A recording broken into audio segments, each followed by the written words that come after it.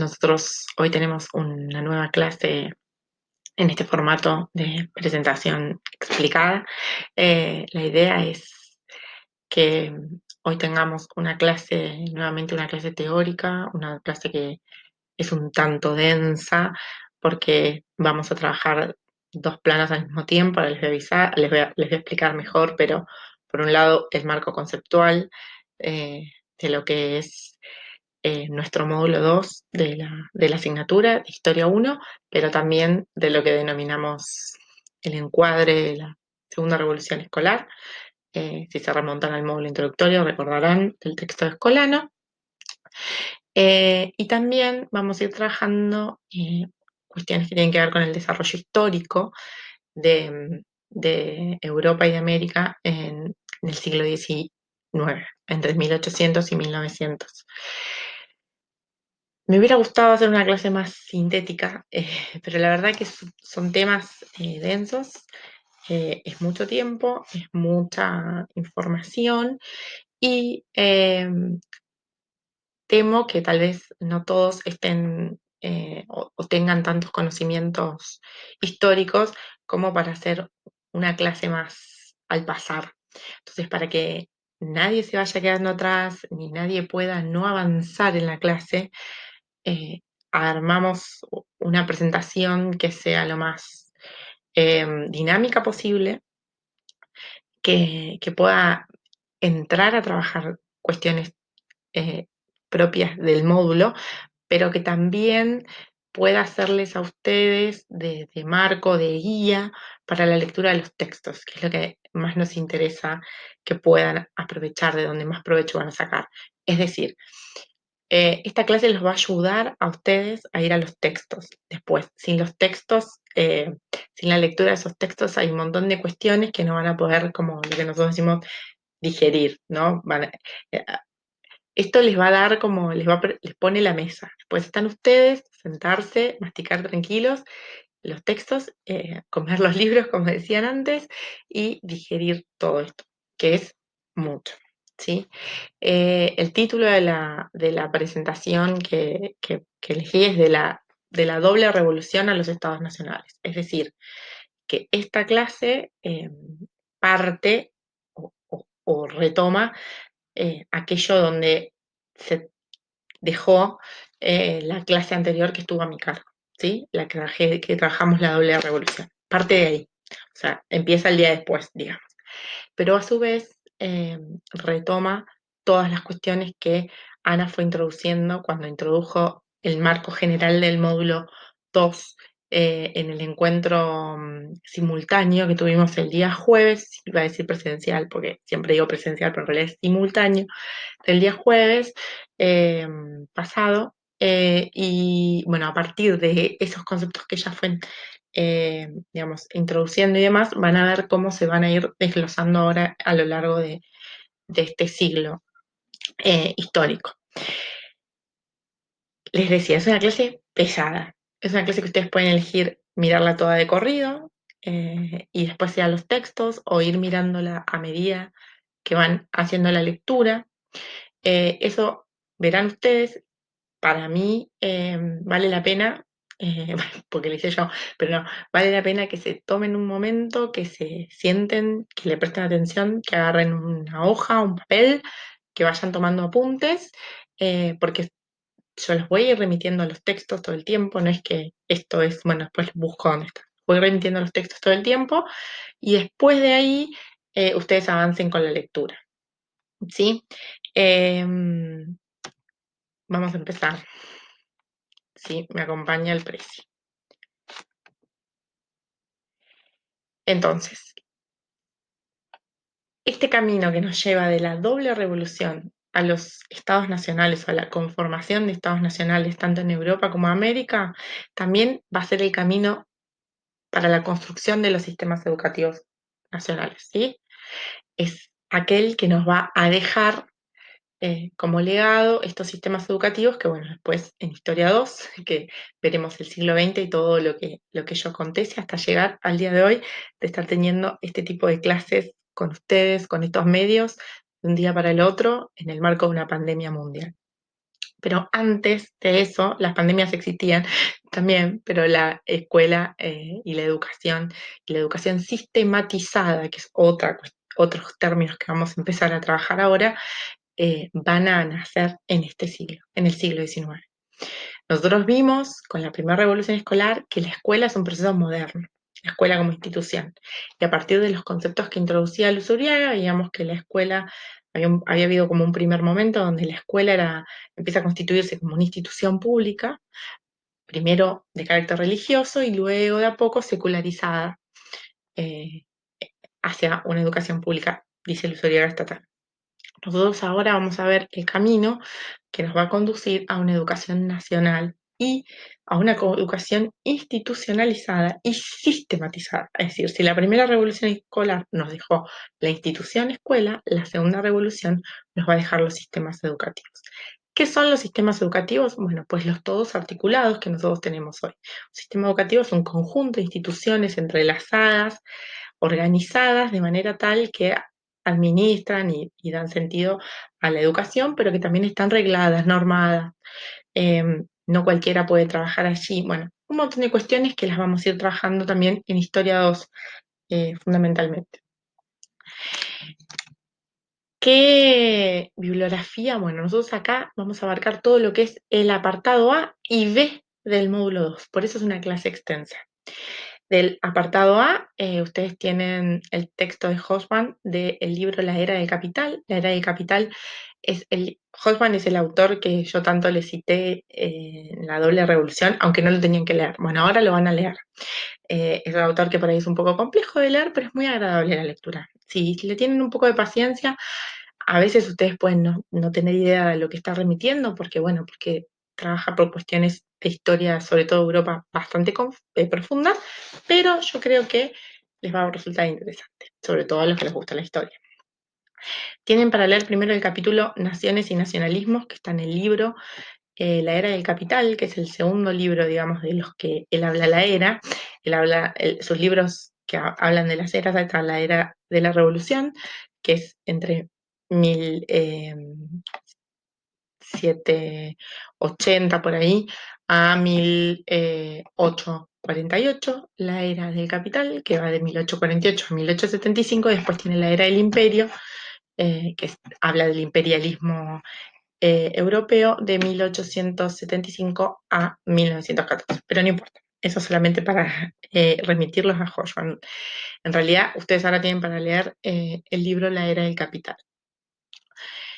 No todo el libro, capítulos. Entonces, en el módulo A tienen el capítulo, creo que es el 5, que es Naciones y Nacionalismos.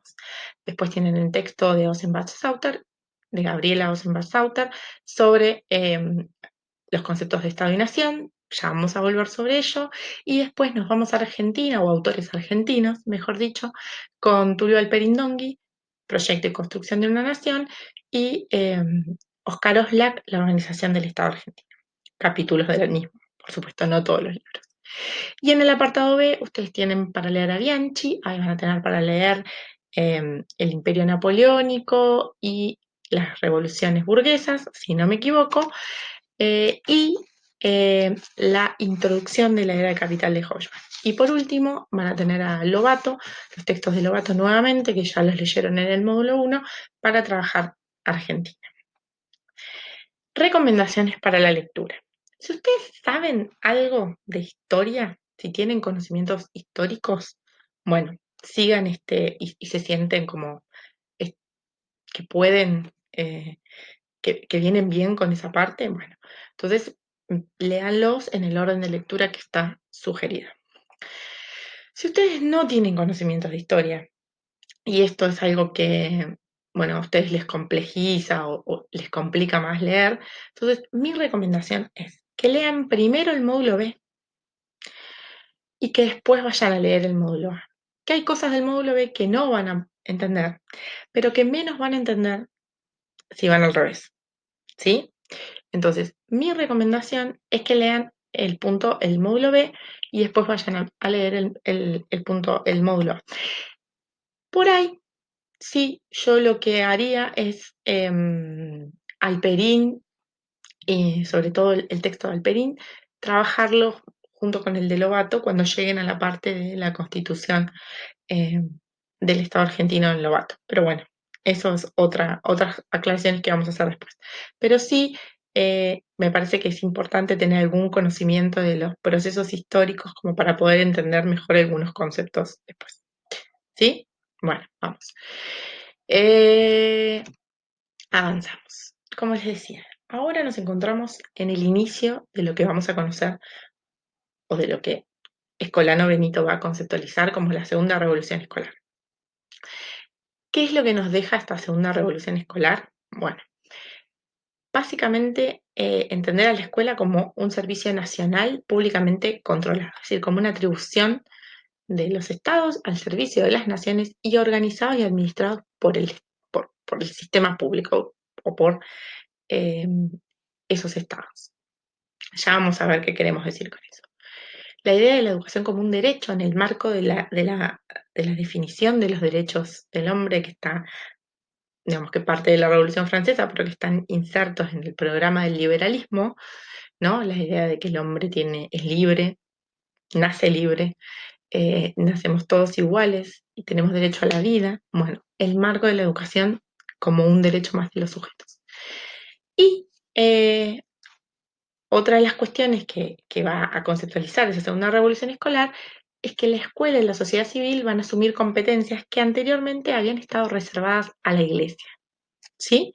Es decir, la atribución de la educación va a estar puesta al servicio del Estado y la formación docente, la definición de los currículums, los materiales escolares que en ese momento eran rudimentos de, para la lectura y la escritura, ¿no? Los que se llamaban catecismos, van a estar ahora sí organizados y administrados por el Estado, no solamente por la Iglesia. ¿Sí? No solamente, cuando hablamos de competencia de la Iglesia, no solo hablamos de crear escuelas y organizarlas, sino también quién puede dar clases, sobre qué contenidos y con qué función. ¿Sí? Entonces aparece esta idea de la función política de la educación que vamos a trabajar. Si volvemos a Escolano y a la clase que dio Ana el jueves pasado, vamos a ver que hay varios elementos que se van a conjugar para dar paso a esta segunda revolución escolar, ¿no?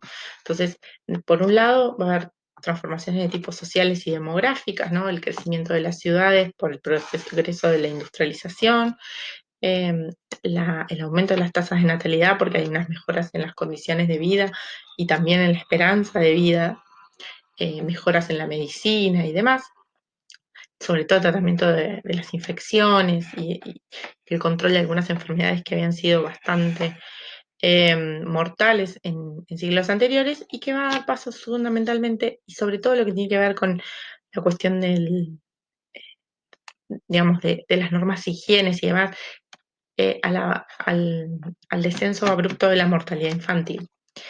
A partir de ahí también vamos a encontrar nuevas demandas del proceso productivo en el marco de este proceso de industrialización, ¿no? Que va a demandar sujetos con competencias para esa industrialización y con algunos conocimientos, por ejemplo, mínimo de escribir, algunas cuestiones que obligan a pensar en la necesidad de institucionalizar la educación. De alguna manera lo que se articulan van a ser nuevas necesidades de la burguesía y presiones del movimiento obrero en pos de, de mejoras en estas condiciones. Entonces, a partir de esas necesidades de la burguesía, de una clase obrera más formada y la presión del movimiento obrero por acceder a nuevos derechos, va a haber una explosión, digamos, en términos eh, de tasas de alfabetización en este siglo, que va a dar lugar también a la institucionalización y sistematización de la educación. Ello de la mano de que los nacionalismos europeos, ¿no? Que también van a ver en la educación, vamos a ver una herramienta para sustentar esos nacionalismos, y de los procesos emancipatorios en América, que ya vamos a meternos ahí. Y por último, Escolano habla de una conformación de un estatuto de la infancia que está unido a un punto que me salté anteriormente a propósito, que es la institucionalización de la infancia, nuestra idea de que, primero, que la infancia se recorta como un tiempo específico de la vida, más allá de la burguesía, ¿no? Este proceso que había iniciado la burguesía en la modernidad, que se va expandiendo y que empiezan a pensarse, ¿no? Que, bueno, que el niño un, es un ciudadano del mañana, que hay que preservarlo de los vicios que trae la vida adulta, que hay que resguardarlo. También un sujeto con necesidades diferentes a las de a las de sus mayores o a los de los adultos, perdón. Y que en tal sentido, eh, la escuela es un buen lugar de profilaxis social de estos sujetos para evitar los vicios del mañana, para formar sujetos más competentes también. Pero sobre todo, esta segunda revolución escolar va a traer un problema fundamental, que es el cambio, la transformación de la misión de la educación. Es decir, de educar al súbdito a educar a un ciudadano del mañana, porque la infancia todavía no está concebida como sujeto de derechos como la conocemos hoy por hoy, pero sí educar a un ciudadano. Alperín, el texto de Alperín, eh, ah, ya cuando avancen, no les voy a decir en qué marco porque me voy a meter en Alperín y ahora no quiero, va a decir que el principal problema del siglo XIX va a ser cómo conciliar libertad e igualdad en el marco del liberalismo, ¿no? Esta idea de que todos los sujetos tenemos los mismos derechos y las mismas em, libertades al nacer, pero obviamente no somos iguales jurídicamente, pero hay una diferenciación social que aparte es la base de ese liberalismo también. Y de esa libertad, ¿no? De la libertad de empresa, de la libertad económica, la base es que en la igualdad en realidad es jurídica y no de hecho. Y por otra parte, Foucault en el siglo XX, va a preguntarse, en realidad va a hablando del problema de la gubernamentalidad, él va a decir que el gran problema es cómo educar hombres libres, ¿no? Perdón, cómo gobernar hombres libres, cómo gobernar a los sujetos que nacieron libres, ba- en base a qué preceptos y de qué manera.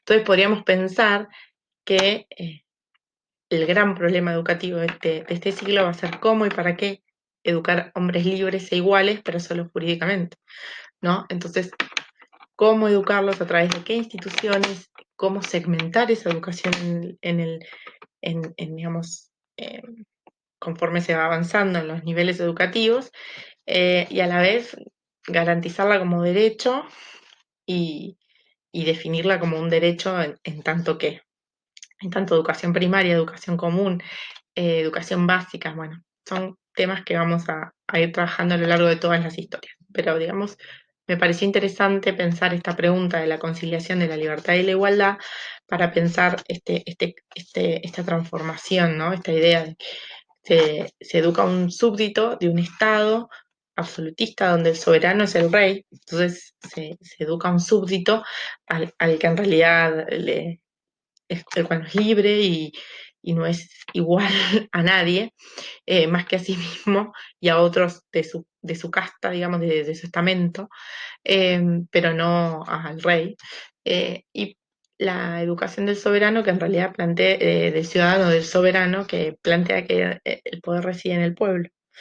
Después vamos a ver si están así, pero bueno, me parecía interesante plantearlo desde ahí, ¿no? Desde cómo y para qué educarlos.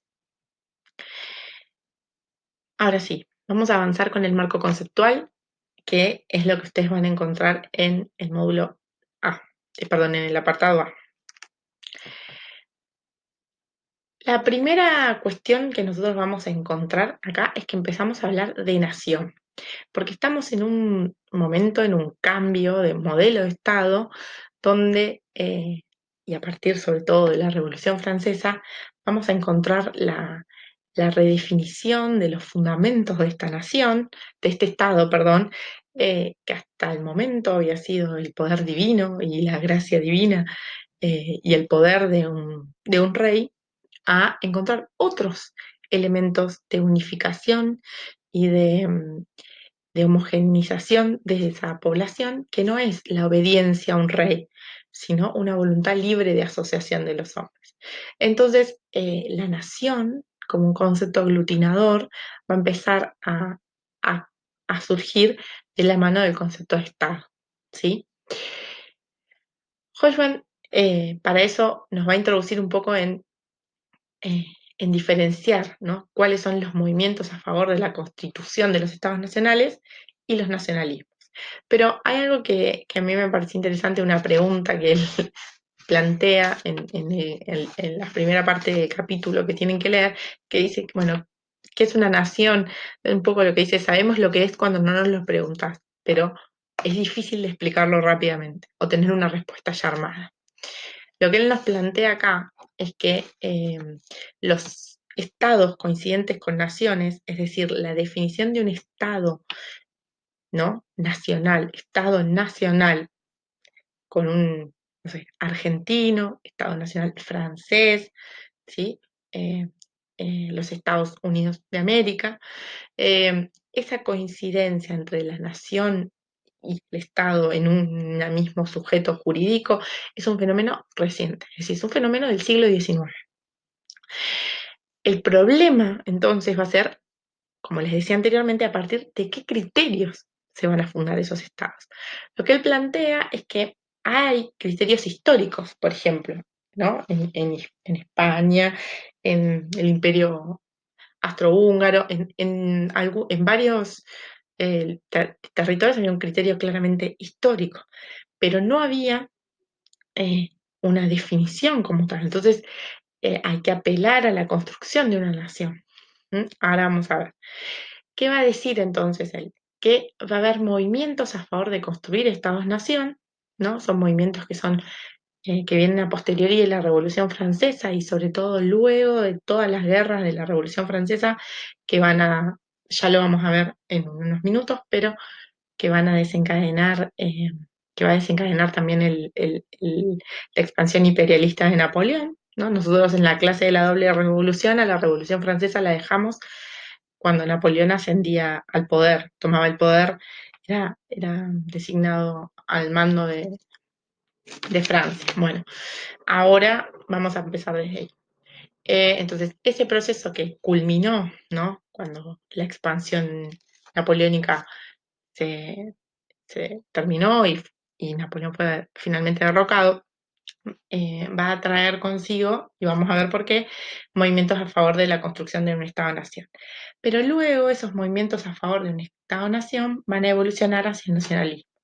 Él lo que plantea rápidamente es que el primero de ellos es un movimiento, es un proceso de las élites ilustradas para superar la expresión extranjera. ¿Qué opresión? Bueno, precisamente la expansión, este expansionismo, la creación de la anexión de territorios, estas monarquías que combinaban en un mismo territorio varias naciones diferentes, siempre había una que predominaba y bueno, ese proceso por emanciparse de esa opresión y de, de, digamos, de reconstruir, sobre todo a partir de la lengua y de una historia común, pero la lengua es un gran elemento de aglutinación de las naciones, va a generar estos movimientos a favor de fundar Estados-naciones.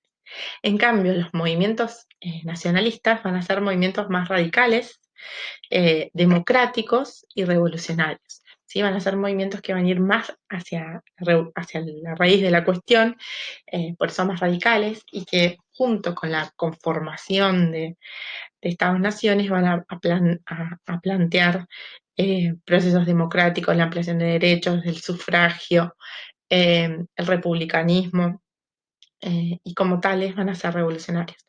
Hodgman va a hablar del caso irlandés. Irlanda era una colonia y fue una colonia de Inglaterra, perdón, bien parte de Gran Bretaña hasta mediados del siglo XX. No me acuerdo, pero hasta después de la Segunda Guerra Mundial seguro. Eh, y él va a plantear el caso irlandés como un caso de radicalización de ese movimiento nacional, donde te muestra este cambio de fase entre un nacionalismo de una minoría selecta, e ilustrada, a un nacionalismo más masivo, donde empiezan a entrar en conflicto la clase burguesa y el proletariado, ¿sí? Pero más allá de esto, a nosotros lo que nos interesa es el concepto que nos va a traer Hoffman, que es que las naciones se van a fabricar, porque no son un proceso espontáneo, no, que son una construcción, que fueron elaboradas, es un proceso que eh, te construyó eh, precisamente estos nuevos constructos, estos nuevos modelos de Estado, que ya no son más estados absolutistas, sino que van a ser estados-nación, y ahora vamos a ver con qué criterios. Y de alguna manera, este proceso de fabricación de las naciones conllevó imponer instituciones que puedan generar uniformidad a nivel nacional, ¿sí? Que puedan imponer una lengua, una cultura, una historia, una tradición común. Y ahí va a decir Hoffman, hay un rol fundamental del sistema educativo. Él dice que hasta el momento, o la educación había sido desestimada por este rol que podrían tener, pero que digamos, en el marco de la creación de los estados nacionales, los sistemas educativos van a tener una función privilegiada en cuanto a generar esta herramienta de homogenización. Pero también van a ser instrumentos, como tantos otros, para imponer una nacionalidad. Y esa imposición de una nacionalidad va a conllevar la exclusión de otras. Otra vez tenemos acá el problema del otro, que nos trae todo Europa, ¿no? Eh, lo que es francés no es inglés, lo que es inglés no es alemán. Y en el caso de nuestros territorios americanos, la redefinición de, de una nación argentina va a también llevar exclusión de otros. En nuestro caso, sobre todo de los pueblos originarios, pero hay otros que también van a venir. Eh, y otra de las cuestiones que van a estar ahí va a estar dada por la asimilación. Es decir, está el otro, que es el excluido o el negado, que en el caso nuestro esta exclusión es una negación de su identidad, eh, y esa negación de la identidad no es un otro, y la exclusión de ese otro no significa la eliminación o el que no puede pertenecer a la nación, sino que el requisito para pertenecer es asimilarse. O sea, educarse bajo la lengua, la moral cristiana, ir a las instituciones educativas donde digamos, hay una negación de su historia, o si no es negación, hay una relegación de su historia. Lo mismo luego va a pasar con los inmigrantes, ¿sí? Pero los inmigrantes van a venir aquí eh, buscando asimilarse, ¿sí? Bueno, después lo vamos a- a poner en cuestión, pero digamos, si no buscando, por lo menos aceptando asimilarse, ¿se entiende? No es lo mismo lo que pasaba en el propio territorio europeo, ¿sí? Donde eh, esa exclusión de la nacionalidad de un Estado nacional em, va a conllevar también cuestiones de, mm, de enfrentamientos raciales, enfrentamientos, bueno, entre culturas en pugna y demás.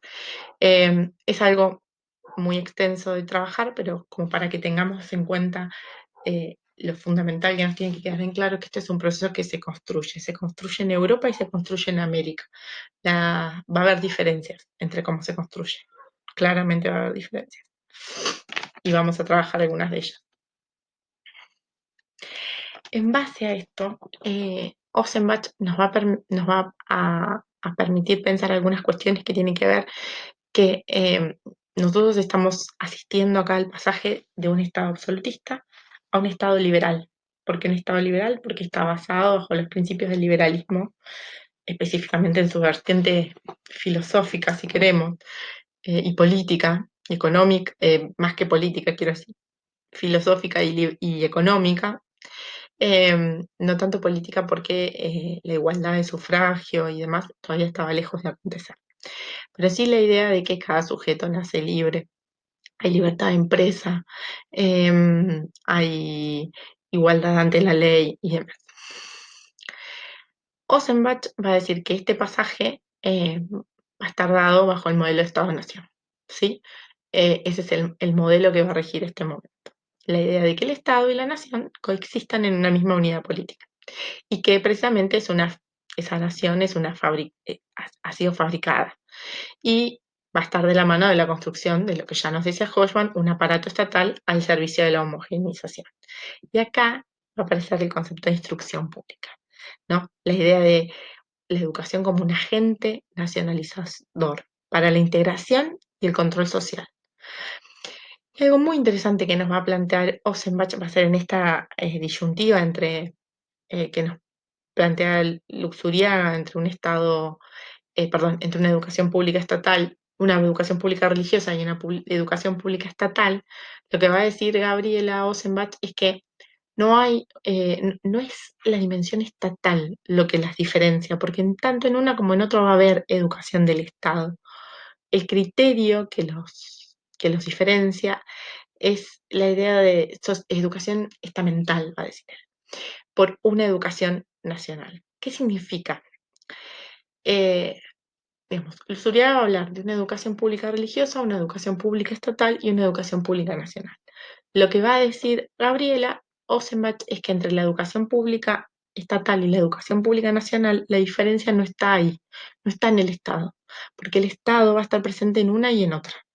Lo que hace la diferencia es la función política de la educación. La educación pública nacional es lo que asistimos es una educación estamental, donde cada sujeto, en el marco de un Estado absolutista, cada sujeto es em, educado para cumplir su función en el estamento que le corresponde. En cambio, la educación nacional va a traer una educación para la nación, donde a todas las clases se las eduque por igual para una nación. Ahora, ¿cuándo y dónde se las educa por igual? Esa va a ser una de las cuestiones. Y que va a estar dada, eso está relacionado con la pregunta que yo les dejo cuando hablamos de la segunda revolución escolar, que es cómo educar y para qué educar hombres libres e iguales. Mm, ¿Cómo hago yo en este marco, este modelo de sociedad? Sí, es verdad, hay una educación que va a ser para todos iguales y va a estar dado lo que acá Sarmiento luego llamó la educación común, si queremos, o la educación popular.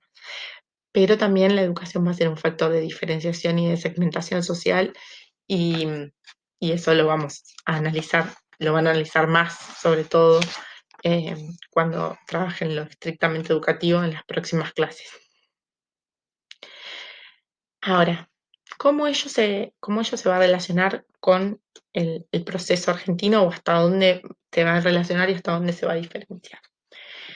Eh, en los textos de Alperín y de Oslak, nosotros lo que vamos a ver es básicamente un proceso, si querés, en el marco de las ideas y de las organizaciones institucionales que dieron forma a una nación y a un Estado argentino y que hicieron coincidir a un Estado con una nación argentina allí donde no había.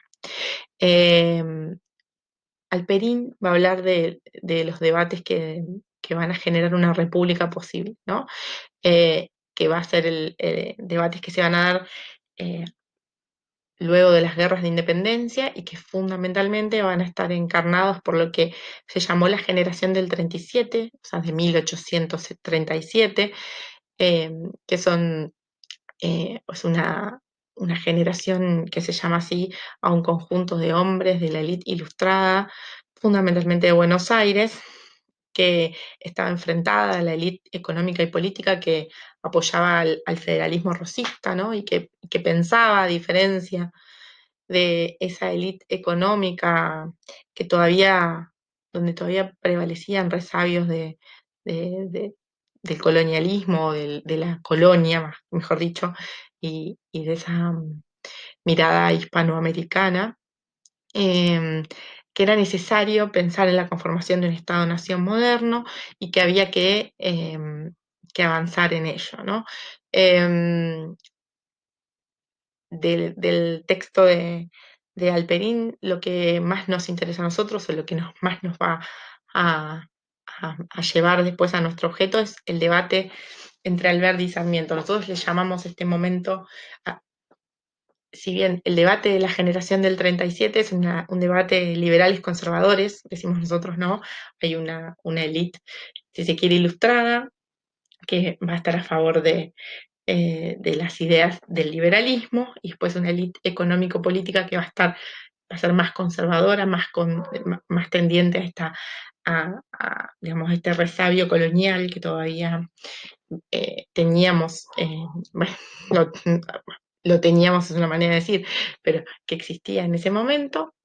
Y luego sí van a estar los debates entre los propios liberales, ¿no? Al interior de los propios liberales, específicamente nosotros vamos a trabajar los proyectos de Alberdi y de Sarmiento, o los modelos que propongan. Y fundamentalmente otra de las cuestiones que nos interesa mirar acá es lo que os llama en la conformación del Estado argentino la definición de los rasgos de estatidad, ¿no? La condición de ser Estado y cómo esa condición de ser Estado o esa posibilidad de ser Estado, cómo esos rasgos se fueron desarrollando a lo largo, digamos, de la segunda mitad del siglo XIX en Argentina y cómo se fueron consolidando poco a poco a partir de la sanción de la Constitución Nacional en 1853. Avanzamos. Bueno, ahora vamos a la parte por ahí más histórica, donde por ahí ustedes se pueden llegar a perder un poco, no quiere decir que lo conceptual no, pero digo, esto vayan de a poco, miren esto la cantidad de veces que sea necesaria. Mírenlo con los textos al lado si es necesario, corrijan lo que tengan que corregir y agreguen lo que tengan que agregar en sus apuntes. Esto es mucha información que yo voy a tratar de sintetizarles lo mejor posible para no volverlos tan locos, pero bueno, piensen que estamos en dos contextos territoriales diferentes, Europa y América, y bueno, tenemos un largo camino por delante. ¿Qué vamos a ver? Las consecuencias sociopolíticas de la doble revolución. Nosotros vamos a ver que este marco conceptual es aquel que nos permite comprender el proceso que se inició con la doble revolución y que va a traer consecuencias sociopolíticas, económicas y demás, ¿no? Pero demográficas, todo lo que ustedes quieran, sobre los dos territorios, digamos, sobre el mundo entero. Pero en este caso lo que nos interesa a nosotros es Europa y América. Por un lado, vamos a ver qué pasa con la Revolución Francesa. ¿Sí?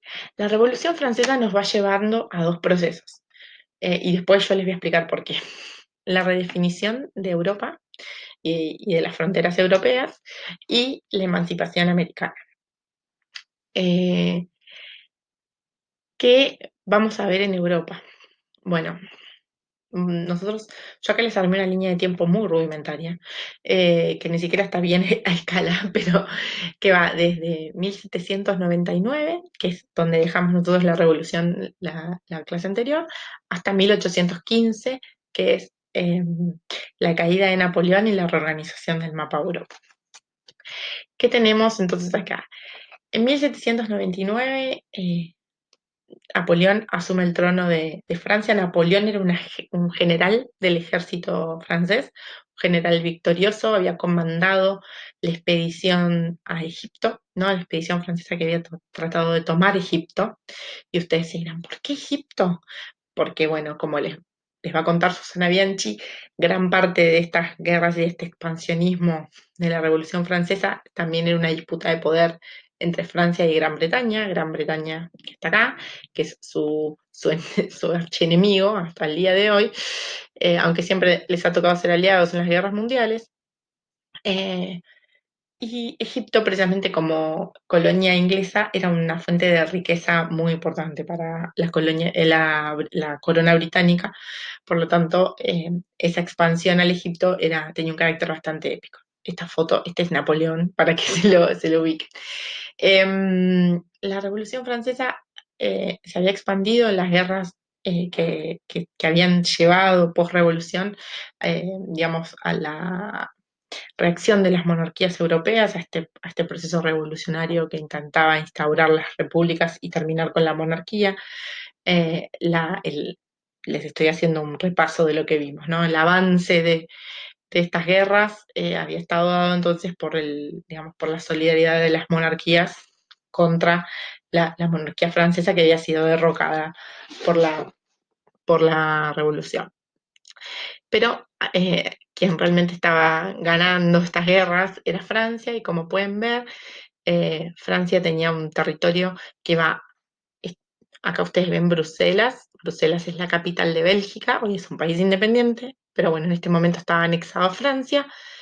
Si ustedes ven acá esta zona de Italia también, Génova es Parma son ciudades italianas, pero que Francia había anexado, y después tienen lo que se llaman las repúblicas hermanas, que eran territorios que habían sido conquistados y donde se habían generado repúblicas, la República Batava, que estaba en la zona de lo que es Holanda y el norte de Alemania, y Holanda no se llama más, creo que oficialmente hay que decirle Países Bajos, si no me equivoco. Y después Suiza, que se creó la República Helvética, eh, y la, mm, lo que es el territorio de Italia, que hasta el momento, precisamente el caso del nacionalismo italiano es uno de los casos que toma Hoffman, porque luego digamos, desde la caída del Imperio Romano, que no se había conseguido la unidad de Italia y que va a ser consecuencia de este proceso eh, que se inicie después de haber estado ocupada, digamos, por Francia. Pero acá podemos ver la República Cisalpina, la República Romana, la República Partenopea, son diferentes repúblicas que se van a hermanar a, a Francia. Y lo que vemos en verde, que son los límites del Sacro Imperio Romano Germánico, eh, la gran oposición, ¿no?, que va a tener eh, en el continente en un primer momento la revolución. ¿Qué vamos a ver? En 1804 Napoleón va a instaurar el imperio y va a ser coronado, ¿sí?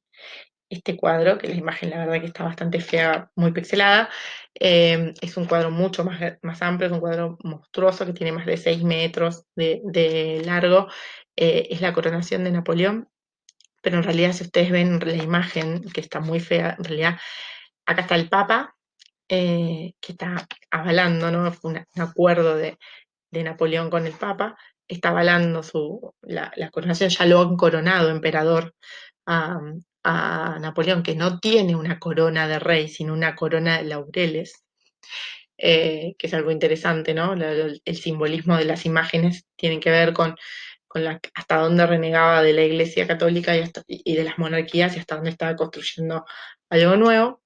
Y él en realidad acá está coronando emperatriz a Josefina Bonaparte, su esposa, quien recibe no del Papa, sino de su marido, el don de emperatriz. Pero más allá de esta imagen que me resulta interesante, es un cuadro muy importante de la historia francesa, que hoy por hoy está exhibido en el Louvre, el Museo del Louvre. Más allá de esto, lo que muestra es el simbolismo de un modelo, que es el modelo napoleónico que va a coquetear entre el absolutismo y el republicanismo, ¿sí? Por su parte, ¿qué cuestiones?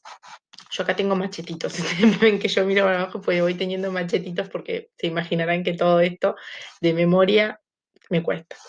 ¿Qué cuestiones eh, hay para destacar de este proceso napoleónico, digamos, que se inicia la revolución, o esta etapa napoleónica de la Revolución Francesa, que vamos a ver si todavía podemos llamarla Revolución Francesa, tiene que ver con las reformas o la institucionalización de la revolución que logró Napoleón, Sí, acordémonos que volvamos a lo mismo. Napoleón es militar de origen, hace una alianza con el Papa, si bien él hace una reforma religiosa y le quita, le expropia bienes a la iglesia y demás, luego logra hacer acuerdos y se proclama emperador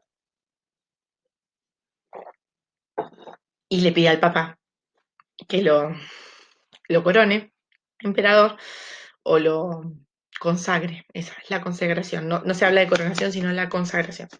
Lo consagra emperador de Francia.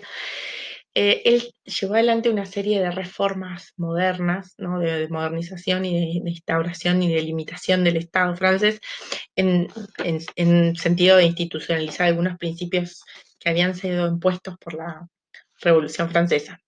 Entre ellos, anular los privilegios sociales, proclamar la igualdad ante la ley de todos los sujetos.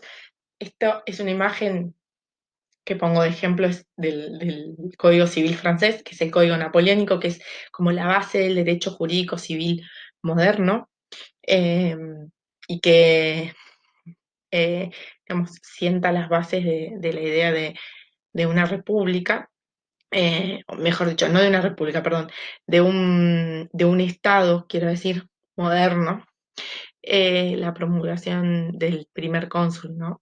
Estoy leyéndolo, que es el cargo de Napoleón. Bueno, les decía entonces, está la sanción de este código napoleónico, también la organización de la administración y de las finanzas públicas, el establecimiento de un sistema de tributos públicos organizado, la instauración de un banco nacional, ¿sí? ¿No? Acordémonos que hasta el momento la banca era privada, el establecimiento de la educación pública, la reorganización de la universidad con un modelo centralizado, la Universidad Napoleónica, la universidad como cabeza del sistema educativo.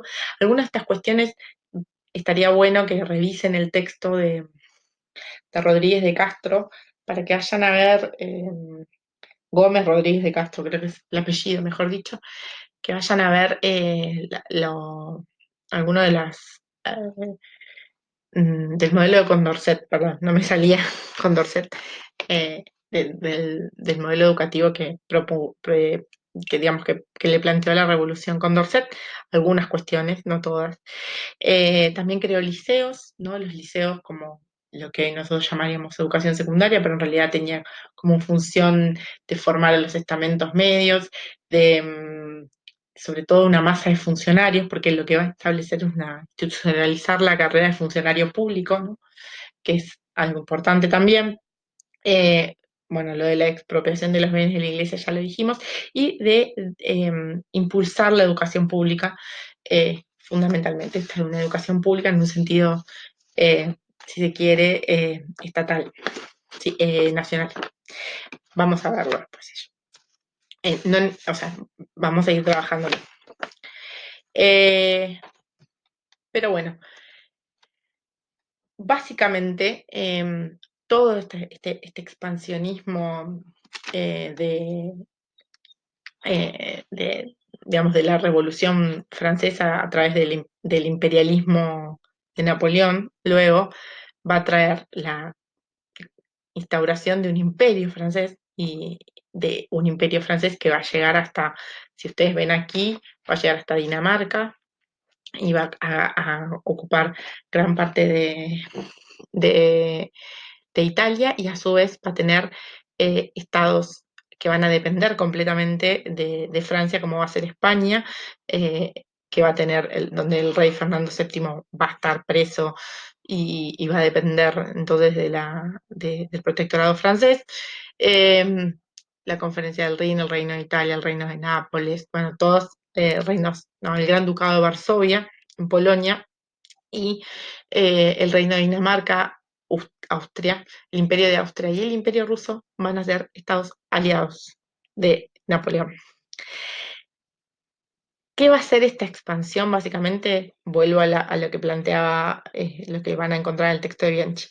Vamos a ver que este expansionismo francés también va a estar de la mano de estas luchas entre el Reino Unido, Gran Bretaña, perdón, perdón, Inglaterra y Francia, y que va a suponer un avance de la guerra porque Francia va a tener un bloqueo marítimo sobre Reino Unido y Reino Unido va a bloquear continentalmente a Francia y bueno, y a partir de ahí eh, Napoleón necesita dar un salto cualitativo como para terminar con esta guerra y terminar de afianzar su poderío en Europa.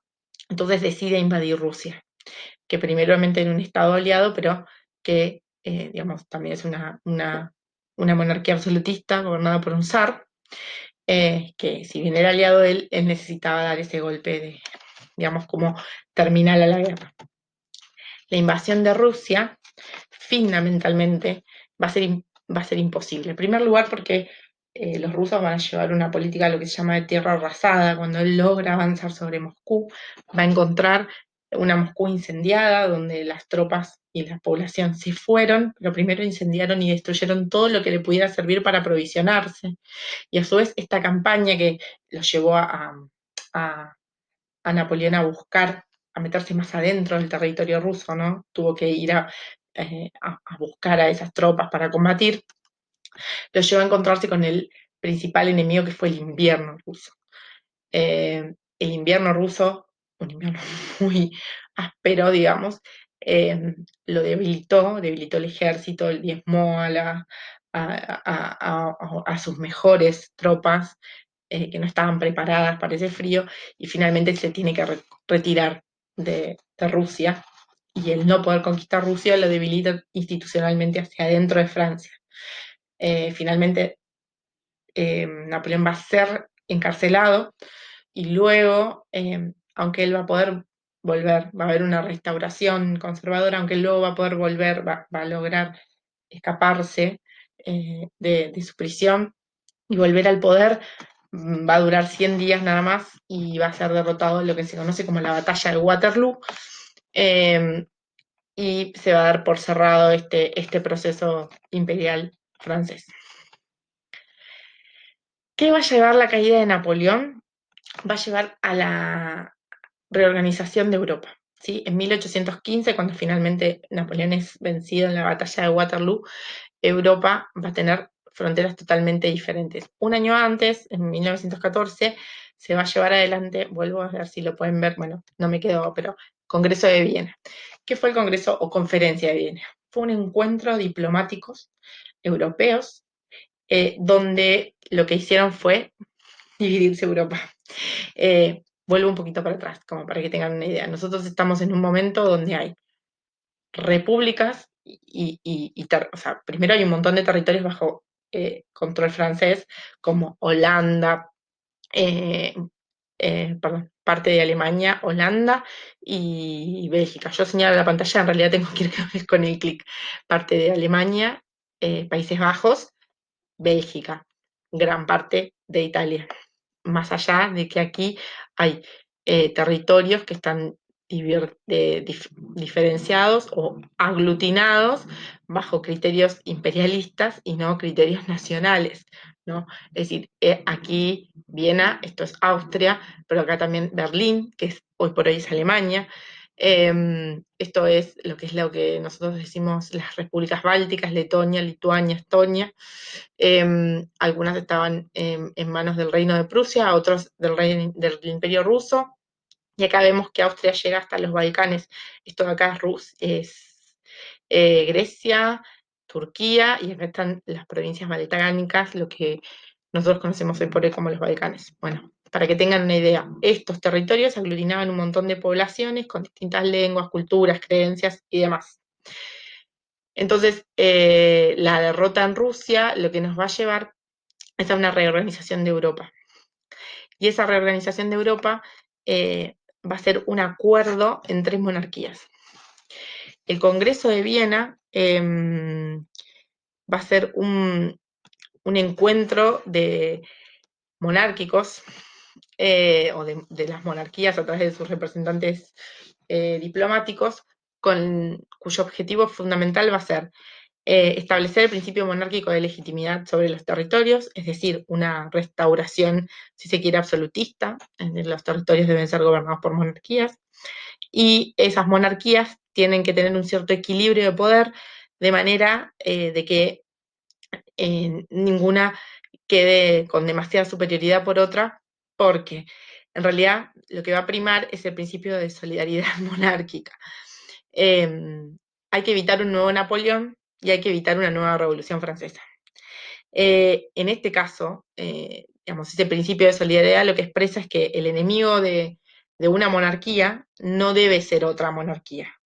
En realidad, el enemigo de la monarquía es el pueblo, o por ejemplo, o el pueblo con aspiraciones revolucionarias, o mejor dicho, el principio de soberanía de los pueblos. Es el enemigo de las monarquías. Por lo tanto, esto necesariamente implica una unión absolutista, una unión de las monarquías absolutistas frente al liberalismo primero y luego también frente al socialismo.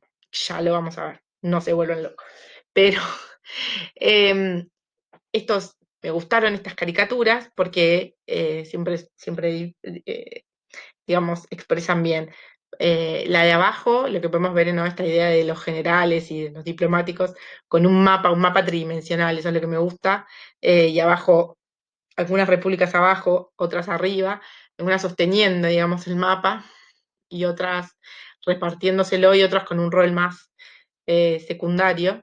Por ejemplo, en el Congreso de Viena, España, eh, el diplomático que representaba a España fue como bastante ninguneado. Además, España llevaba un reclamo de pedirle a las naciones europeas que lo asistan o que lo acompañen en su intento de recuperar América, que ya habían empezado los procesos emancipatorios. Y bueno, precisamente Europa dijo, disculpanos, pero nosotros recién salimos de una guerra acá, bastante complicado estamos acá como para meternos en otro territorio. Pero además, propio Inglaterra tenía intereses en la emancipación americana, con lo tanto no le convenía la restauración del colonialismo español. Pero la caricatura de arriba lo que me interesa es esta idea de equilibrio, ¿no? Y esta idea de que hay un reparto, pero también hay dinero de por fondo, ¿no? Hay como intereses económicos, no es solamente intereses políticos, y hay como acuerdos.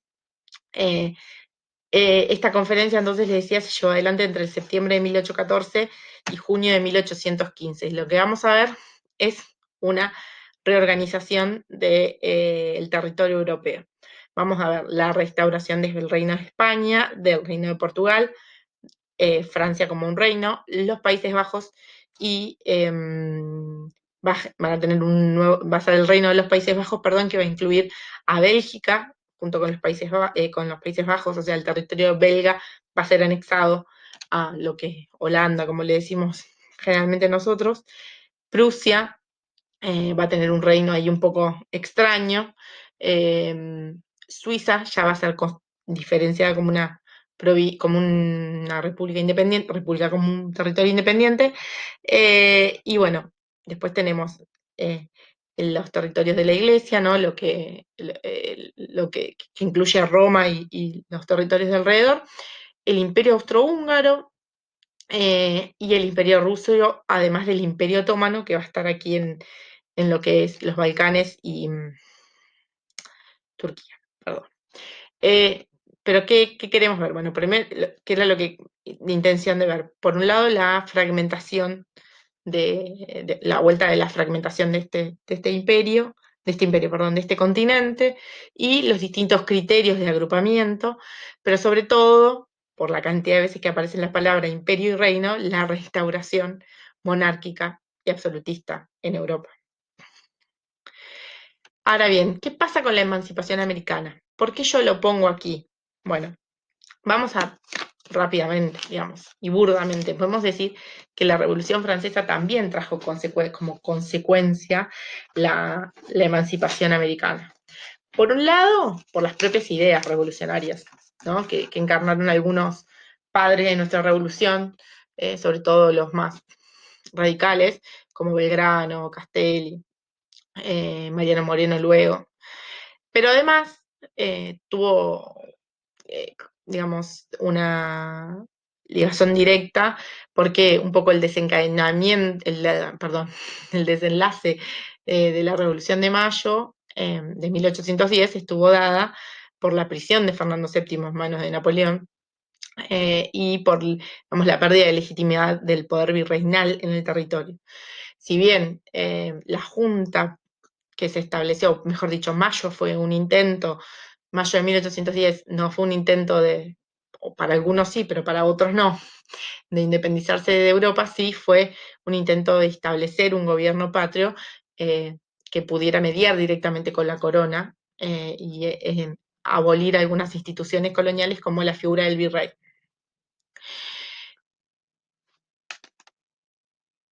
Entonces, de Mayo, nosotros podemos ver de la declaración de la primera Junta de Gobierno de Mayo, hasta la radicalización de ese proceso, que fue la declaración del Acta de Independencia, donde en el medio median las primeras guerras de independencia, sobre todo la expansión de la revolución al interior y la lucha con los realistas, es decir, con aquellos que estaban a favor del rey de España y de las digamos, de seguir siendo una colonia de España en el interior del territorio de las Provincias Unidas de Sudamérica o del Virreinato del Río de la Plata. El avance de la campaña luego de la guerra de la declaración de independencia, por las guerras de independencia al mando de San Martín, ¿no? San Martín toma el mando del ejército revolucionario de manos de Belgrano, que estaba comandando la expedición, lo que llamó la expedición al norte, y que había tenido eh, fuertes derrotas, pero algunas conquistas muy importantes con los realistas del norte del país. El triunfo de los ejércitos revolucionarios de Argentina y Chile Perú al mando de San Martín. Me gustó esta imagen, ¿no? De las tres banderas y el sable corvo de San Martín, que representa digamos, su mando de general, atravesados por él. Y es decir, que el proceso de emancipación que se inicia en mayo de 1810 no es solamente un proceso de emancipación argentina, sino es un proceso de emancipación americano y que va de la mano de un proceso sudamericano que va a estar en gran parte comandado por San Martín, ¿no? Que logra liberar estos tres territorios y luego va a dar paso esta es la conferencia, es una imagen de la conferencia de Guayaquil, una imagen bastante escolarizada, pero bueno, me pareció interesante porque estaba San Martín en primer plano, que le va a otorgar a Simón Bolívar el mando no, mejor dicho, le va a traspasar el, el digamos, el legado y va a ser Simón Bolívar quien continúe la lucha realista. ¿Por qué? Porque en realidad, si nosotros podemos ver, el proceso de emancipación fue un proceso americano en su conjunto, desde Estados Unidos, que la empezó en 1776, que nosotros lo vimos en el marco de la Segunda Revolución, eh, en, en, lo que es las 13 colonias, pero después la conquista del territorio, hasta, digamos, todo lo que es Sudamérica. En este mapa ustedes van a poder encontrar las fechas de las primeras revoluciones, ¿no? Que son las que están en color simple, entre paréntesis, 1810, 1810, 1817, Chacabuco, Valparaíso, bueno. Van a poder ver, acá van a ver las expediciones también. Y por otro lado, lo que van a encontrar en negrita son las fechas de independencia. Lo que van a ver a ustedes acá, que están en amarillo y en azul, es el proceso de restauración del régimen español que ocurrió entre 1515 y 1815 y 1816. Es decir, que este primer proceso de emancipación americano, con la recuperación de Fernando VII del trono de España post-Napoleón, hubo un intento de recuperar las colonias americanas y que ese es el intento que va a repeler la campaña de San Martín, las expediciones de San Martín a Chile Perú, porque la expedición va a venir por el Pacífico. Y que ese intento de restauración realista va a terminar de ser repelido en 1822 con, digamos, con las últimas conquistas del ejército de Bolívar, ¿no? Y a partir de 1822 ya vamos a tener una Europa emancipada. Vean también el caso de Florida, porque nosotros siempre hablamos de las colonias americanas, pensamos en América, digamos, de México para el sur, pero la Florida también era territorio español, que finalmente fue cedido o vendido, ahora no me acuerdo, a Estados Unidos en 1816. Pero ¿qué quiero que veamos con esto? Es que los procesos europeos tienen repercusiones en el territorio americano y que este proceso, si bien yo se los estoy dando muy abuelo de pájaro, ¿sí? Porque no es la intención de esta clase trabajar la independencia americana, digamos, es simplemente recuperar algunos rudimentos que ustedes puedan tener y cualquier cosa ustedes pueden profundizar con los textos.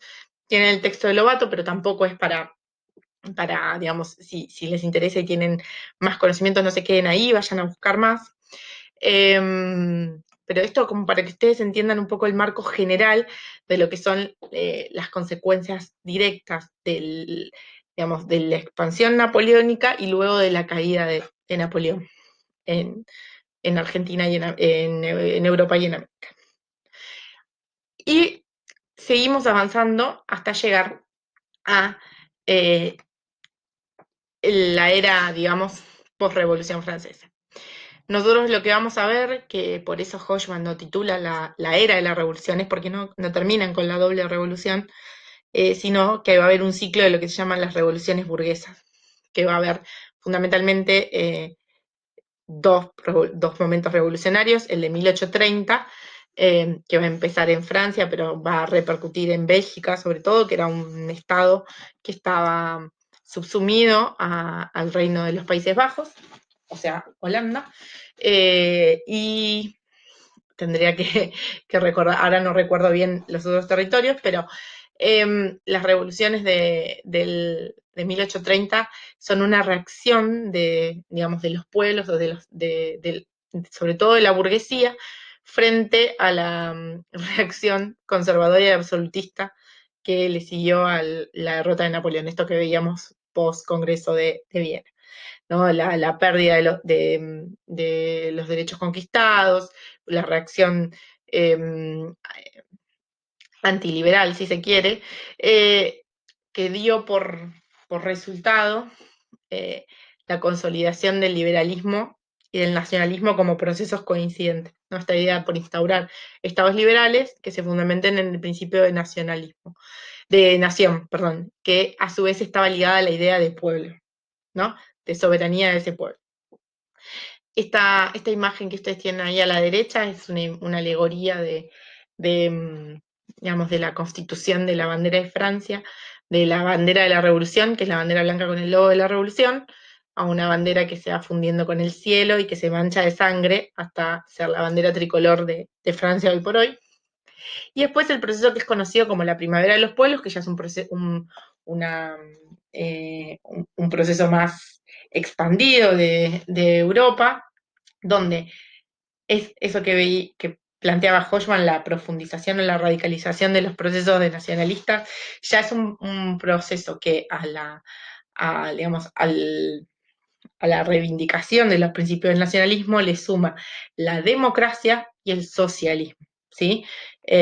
O los principios del socialismo eh, como principios de la primavera de los pueblos.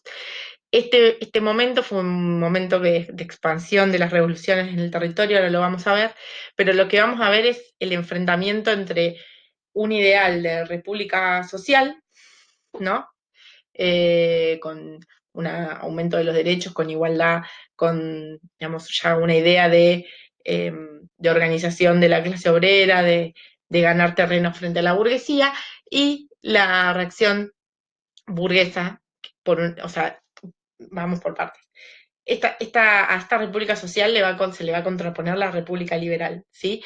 Que ante el avance del pueblo, de las demandas del pueblo, va a tener una reacción burguesa y va a tener una reacción conservadora. Entonces, por ejemplo, dentro de las demandas de la primavera de los pueblos también estaba el derecho al sufragio, la ampliación del sufragio, la ciudadanía, las constituciones republicanas, y de a poco la burguesía, frente a este avance del pueblo, que también es un avance del movimiento obrero, va a tener esta reacción burguesa. Y el liberalismo, y ahí va a meter la cola el capitalismo, va a tener una reacción que si se quiere, va a ser liberal en lo filosófico y económico, como decíamos, pero va a ser más reaccionario y conservador en lo político. Entonces va a aparecer esta cuestión que vemos nosotros hoy en día, que ese concepto de liberalismo está fragmentado. Entonces nosotros cuando hablamos de liberales y son muy liberales en lo económico y en lo político, pero tienden a tener, digamos, o sobre todo se vio en el principio del siglo XX, esos estados liberales van a seguir siendo todavía conservadores en lo político.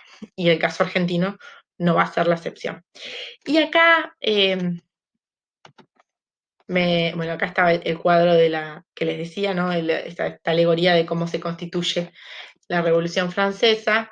Y esta litografía me pareció fantástica porque es una alegoría de la primavera de los pueblos. Lo que pueden ver es a los pueblos caminando, ¿no? Y ven las diferentes banderas, Francia, Alemania, Italia, como en una procesión, pero es una procesión que va hacia la República. Esta mujer de acá es la República, ¿sí? Como la Estatua de la Libertad, ¿vieron? Sostiene una llama, es una mujer, la Marianne. Y desde los cielos hay una bendición divina, y acá se puede leer fraternidad, ¿no? Esta idea de fraternidad de los pueblos que está bendecida por Dios, sí, por Jesús. Pero me parecía interesante esta idea de que si bien hay un Dios en el cielo y demás, la procesión o lo terrenal va a rendirle tributo a la República, no a Dios. Acá no hay un santo o un rey, ¿no? Está la República.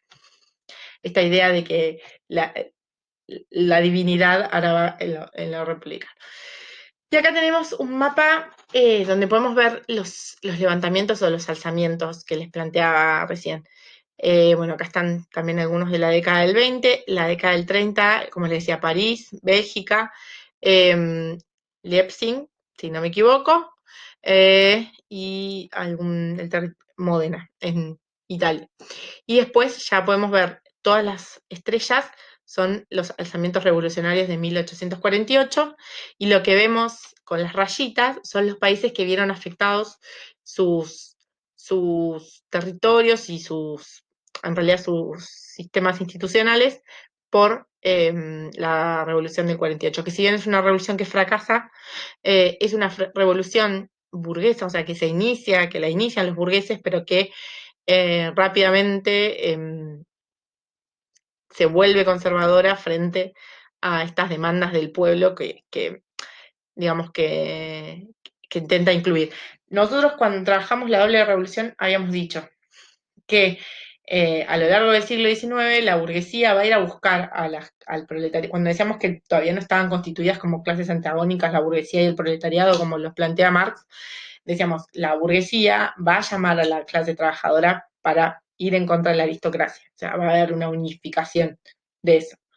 Pero pronto, poco a poco, en el siglo XIX, la burguesía y el proletariado se van a dividir como sujetos sociales, pero también van a encontrar el enfrentamiento no solo en la materia económica o del capital, en cuestión de los medios de producción, sino también en lo político.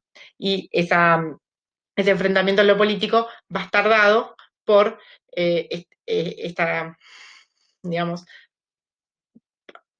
por el reclamo de una igualdad formal y no solamente jurídica, que implique a lo socioeconómico también. Pero bueno, tranquilos, si no lo entienden ahora, ya vamos a ver. Y por otro lado tenemos las consecuencias de la revolución industrial. ¿Qué va a plantear Hobsbawm acá?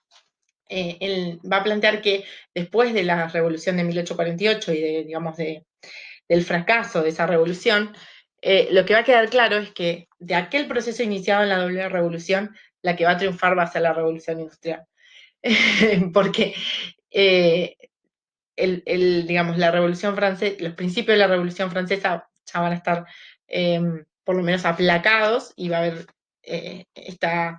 esta reacción conservadora va a mostrar que no hubo un triunfo político en ese sentido, pero sí la revolución industrial va a triunfar y va a dar inicio a la era del capital. ¿Qué significa la era del capital? Que estamos ante un momento de una expansión capitalista mundial. Es decir, el modelo de industrialización del capitalismo se va a expandir mundialmente y va a haber una inserción en el sistema económico mundial. Y poco a poco se va a construir esta división internacional del trabajo, que en realidad se va a institucionalizar a fines del siglo XIX, esta idea de que hay países que son productores de materias primas y hay países que son industrializados. Entonces hay países que vendemos materias primas, como el caso de Argentina, y compramos lo industrializado, y países que son los que pueden producir a través de la industrialización, y bueno, y esa inserción en el sistema económico mundial también estuvo dado por los rasgos de colonialismo, de ese colonialismo que ya, que en algunos casos ya habían sufrido los procesos de emancipación y en otros casos se estaba consolidando, como va a ser todo el colonialismo europeo sobre África, que va a venir de aquí a el siglo XX.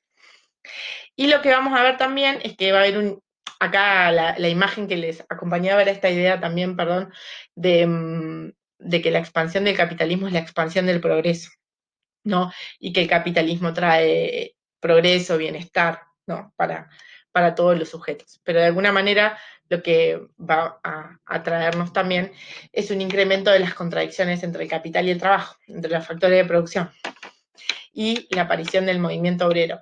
Y esta contradicción o esta diferenciación va a ser claramente expresada por la obra de Marx, ¿no? Das Kapital o El Capital, que va a ser constitutiva de alguna de estas, vuelvo para atrás un poquito, va a ser constitutiva de estas conceptualizaciones, pero además va a poder explicar con una lucidez qué es aquello que pasa en el avance del capitalismo, cómo se constituye. Y que también, perdón, va a dar lugar luego, ¿no? a la constitución de una nueva corriente, como va a ser el comunismo, y que, bueno, que va a tener su impacto fuertemente durante el siglo XX. Ahora, ¿qué pasa cuando vamos a Argentina? Bueno, ¿qué vamos a ver nosotros del proceso, de las consecuencias de la emancipación en el territorio argentino? Nosotros lo que vamos a ver es que, acá yo ya me estoy metiendo puramente con Lobato, Alperindón y Oslak, ¿sí? Los autores que son exclusivamente, que trabajamos exclusivamente en Argentina. Lo que nosotros vamos a ver es que el proceso de emancipación americana no tuvo como correlato directo la creación de un Estado argentino. Es decir, no es que terminada la campaña de San Martín, nosotros acá teníamos un Estado argentino. Por el contrario, el proceso de conformación del Estado argentino tuvo que atravesar muchas etapas, y sobre todo etapas de consolidación, o mejor dicho, de enfrentamientos internos para institucionalizar una idea, un modelo de Estado, un modelo de político y demás. Lo que podemos ver es que la revolución, el proceso revolucionario, lo que nos trajo es como corolario, es por un lado la independencia, pero también la organización de los estados provinciales, es decir, la definición de territorios provinciales allí donde hasta hace poco tiempo eran parte de un virreinato, en nuestro caso el virreinato del Río de la Plata. Digamos, es la constitución de un territorio que va a anteceder al Estado argentino, como van a ser las provincias. Pero ese proceso de institucionalización y de organización de los estados provinciales también va a traer la conformación de los caudillos, ¿no? De los caudillos, esos jefes políticos ligados al territorio, que van a generar todo el proceso que nosotros en la escuela conocíamos como la lucha entre los unitarios y los federales. Bueno, esa es la lucha por un modelo de Estado, ¿no? Por qué tipo de Estado vamos a tener, si vamos a reconocer esa preexistencia de las provincias, dónde vamos a tener una capital, qué tipo de constitución vamos a sancionar, qué modelo político va a prevalecer, y sobre todo en realidad es una lucha entre las élites, élites porteñas, élites del interior, las élites intelectuales, las élites económicas y políticas, ¿sí? Pero bueno, el proceso revolucionario en sí y la emancipación no trajeron como resultado inmediato la conformación de un Estado, y mucho menos de un Estado nacional. Después vamos a ver en el texto de Lobato lo divide así, por eso yo uso esas categorías, revolución, república y confederación. Después vamos a ver si un intento de instauración de una república de la mano de Bernardino Rivadavia. Bernardino Rivadavia fue ministro de Gobierno de Relaciones Exteriores de la provincia de Buenos Aires y luego va a sancionar una constitución, o bajo su gobierno se va a sancionar una constitución, que lo nombre o que lo lleve al cargo de presidente, de primer presidente argentino. Por eso el sillón donde se sientan los presidentes en la oficina de la Casa Rosada se llama el sillón de Rivadavia, porque la constitución que se sancionó durante su mandato instauró la fórmula presidencial y él fue elegido el primer presidente. Rivadavia va a traer básicamente un intento de organización republicano, sobre todo influenciado por el modelo napoleónico. Esas reformas rivadavianas, como se las conoce, van a tener como corolario el intento de institucionalizar el Estado. ¿Qué cuestiones son importantes digamos, y por qué es tan importante para nosotros? Es porque es la primera forma concreta que va a tener el Estado argentino y porque también va a ser el primer intento por institucionalizar y formalizar un sistema de instrucción pública. Vamos a empezar con las cuestiones más generales.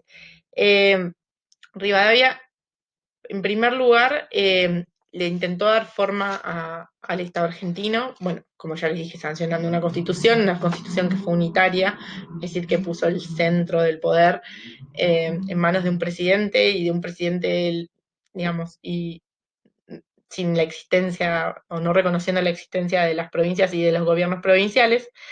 Pero en materia digamos, en materia estatal, él generó algunas instituciones que fueron fundamentales.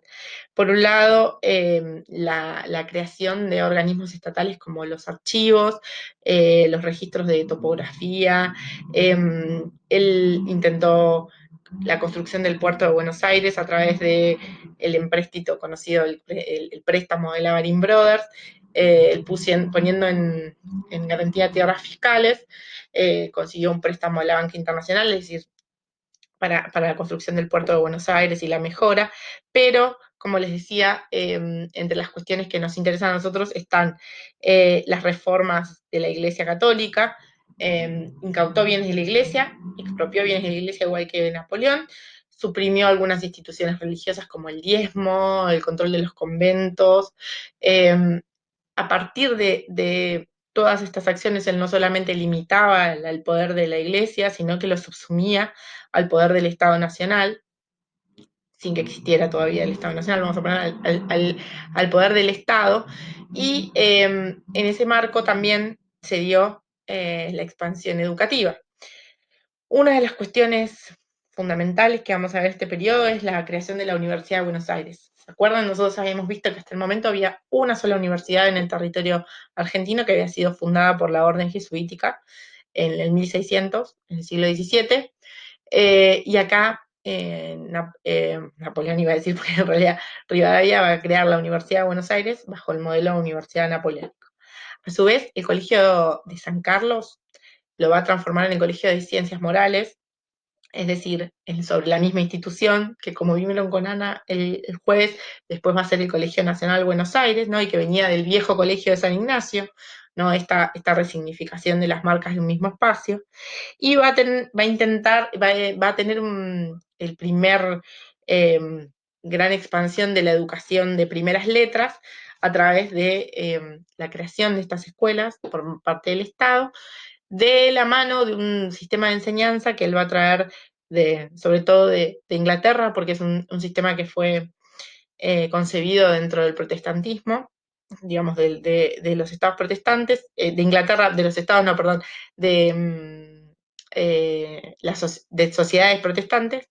Eh, Nació en Inglaterra, que es el modelo mutuo o el método lancasteriano, como le llamamos nosotros, pero en realidad el Lancaster fue uno de estaba el método Lancaster y el método de Bell, son dos métodos, pero en realidad son de enseñanza mutua, es decir, superaban esta idea de un docente para un grupo de alumnos y generaba un sistema de monitores donde alumnos avanzados se convertían en monitores de asuntos, de alumnos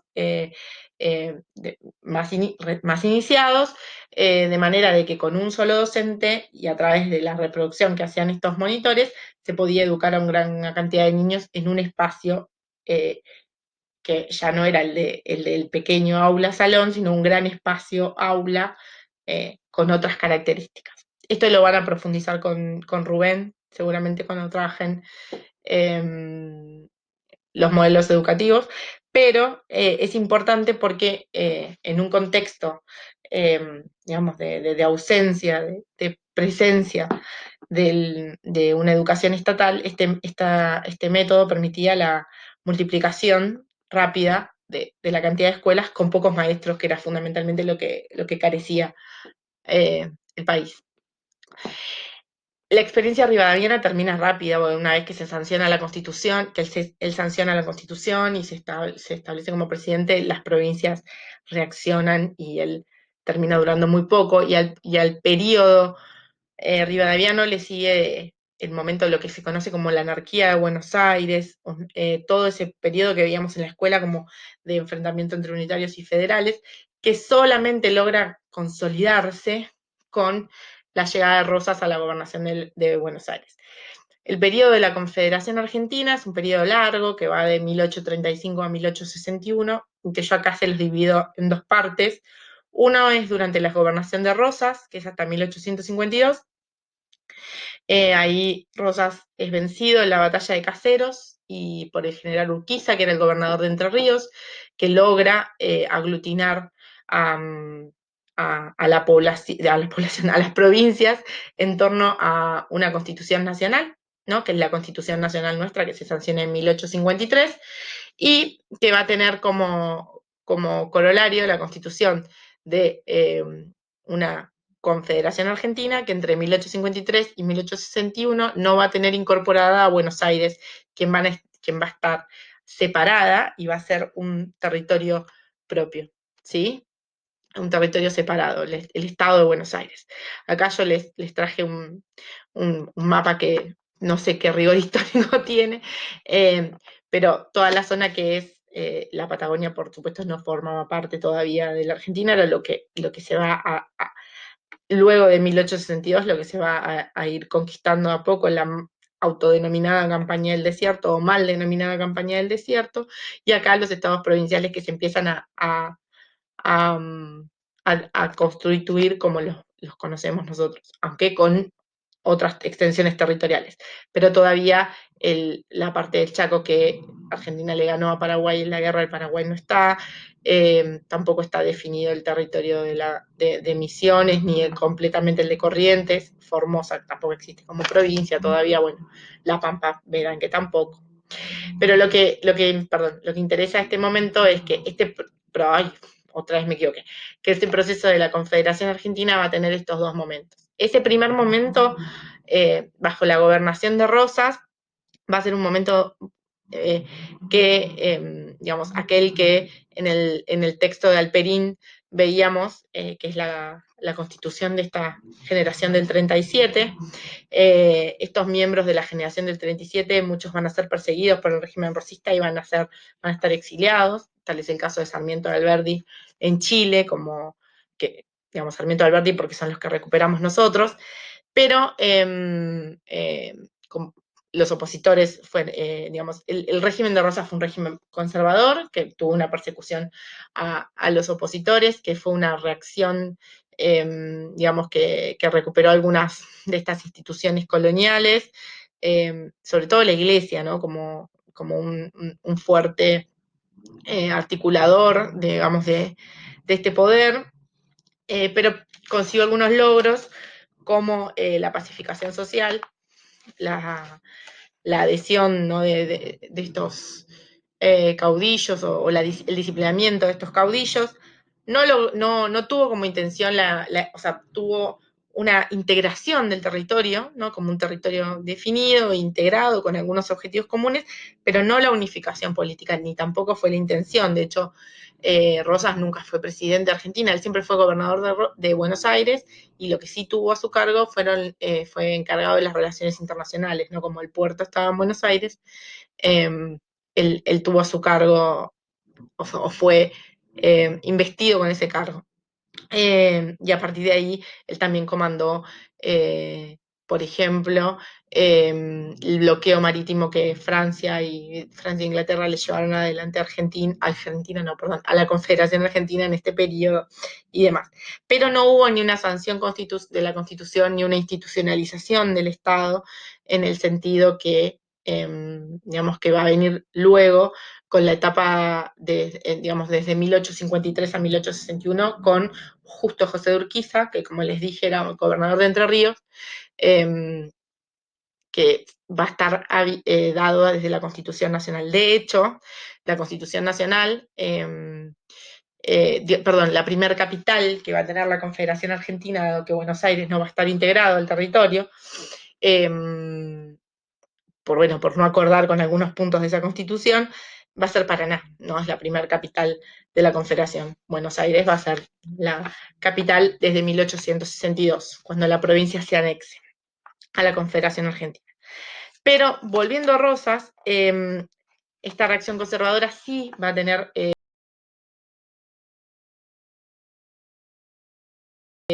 precisamente se le va a quitar el presupuesto, a la Universidad de Buenos Aires, que no va a poder continuar funcionando eventualmente, y todo lo que es la educación de primeras letras va a terminar quedando de vuelta en manos de la Iglesia Católica, porque deja de ser o por lo menos deja de ser una prioridad o digamos, un objetivo del gobierno de Buenos Aires.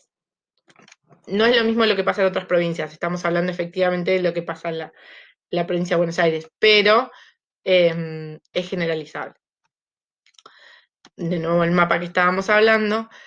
Luego de la sanción de la Constitución en 1853, nosotros podemos empezar a hablar de la conformación de un Estado argentino. Y esa conformación de un Estado argentino va a estar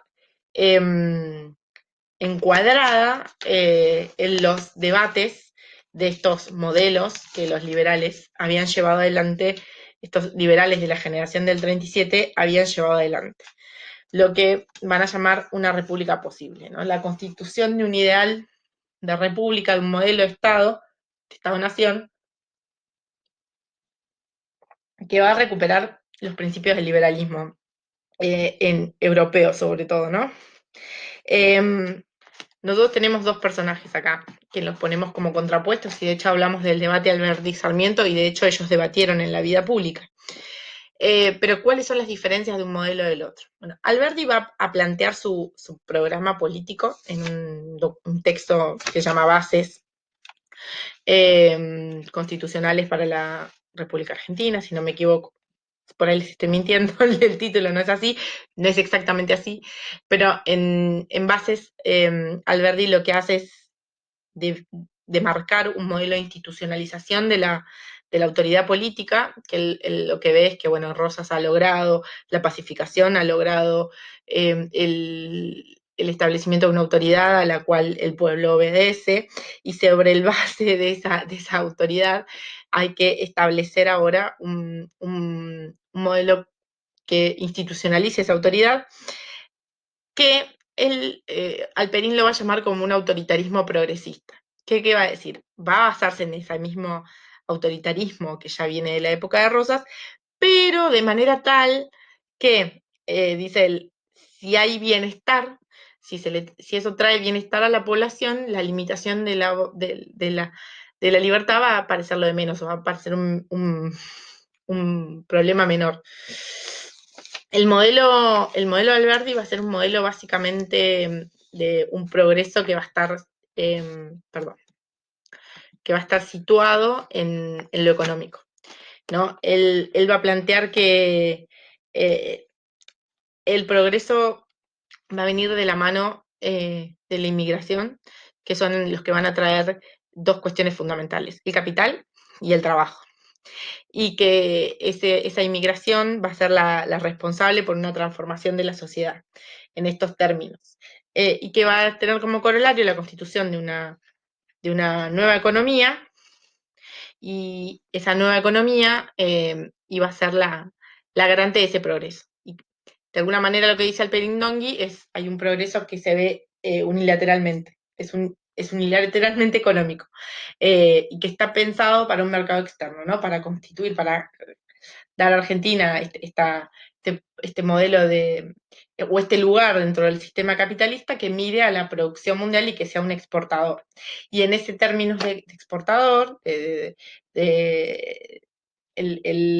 digamos, todos los esfuerzos tienen que estar dados para garantizar la libre empresa. Entonces, a partir de ahí las bases van a dar esto, ¿no? La libre navegación de los ríos, la libertad de empresa, de establecimiento y de flujo de los capitales, bueno, todo lo que ya sabemos. Lo que dice Alperín es que en esta idea de este armado institucional sale a relucir este autoritarismo, ¿no? Y plantea como algo así como monarquías que puedan pasar por repúblicas, o sea, que se puedan ver como repúblicas. Por eso la fuerza que le da al sistema presidencialista en este bases, ¿no? Que va a concentrar, como es el caso argentino, una gran digamos, el sistema presidencialista va a ser la base del poder de un gobierno, y la concentración del poder en una figura. Y lo que va a plantear, de alguna manera, va a ser o, digamos, subsumir esa autoridad política y esa institucionalización de la autoridad al progreso económico, ¿no? Y al progreso de la libre empresa. Lo que veía, o sea, al estar el progreso indefectivamente unido al progreso económico y especialmente a esta inmigración, ¿no? Que él veía esta inmigración de esta revolución industrial, ¿no? Este proletariado formado y este capital que viene a invertir y que va a crear, los conceptos pueden usarse hoy en el siglo XXI sin problema, que viene a invertir, que viene a traer industrialización al país. Él no ve la necesidad de establecer sistemas de instrucción pública, o por lo menos no sistemas de instrucción pública a la manera que luego vamos a tener nosotros en la Argentina. Lo que va a ver él es que él va, incluso con esta parte conservadora de Alberdi, va a ver que un exceso de instrucción va a traer como corolario un indisciplinamiento social y que puede traerle a las masas aspiraciones. Se aprenden a leer y se ven que hay un mundo más allá, van a querer eso que está más allá. Entonces es mejor, digamos, no fomentar la educación como masiva, porque ello puede traer, digamos, desorden social. Por otro lado, el modelo de Sarmiento es un modelo diferente, ¿sí? Es un modelo que va a estar basado en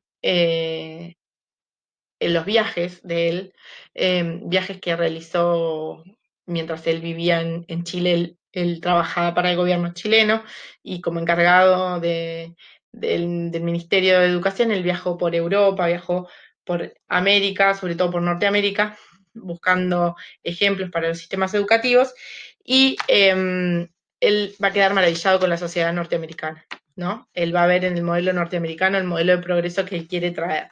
Es un modelo donde el progreso sociocultural está ligado al progreso económico, o sea, es imposible diferenciar uno de otro.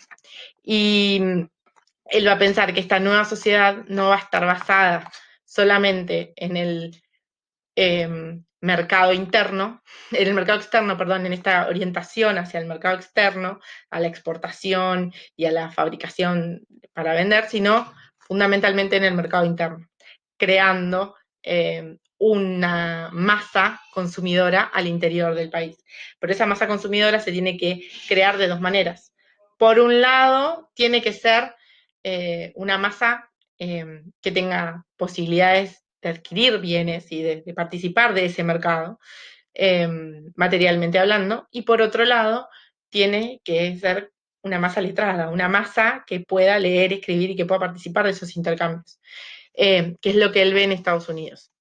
Entonces, él lo que considera es que la educación va a servir para formar esta masa de consumidores que va a fomentar el mercado interno y que ese progreso, aparte de la sociedad, va a traer el progreso de, digamos, va a ser una mejora de toda la sociedad, ¿no? Lo que él ve es que, por eso también en la apelación a las bibliotecas populares y a otras instituciones que tengan que ver con la mejora de, o sea, una mejora sociocultural y sobre todo una mejora en esta integración a digamos, a la cultura sí, podríamos decir a la cultura de las masas populares, ¿no?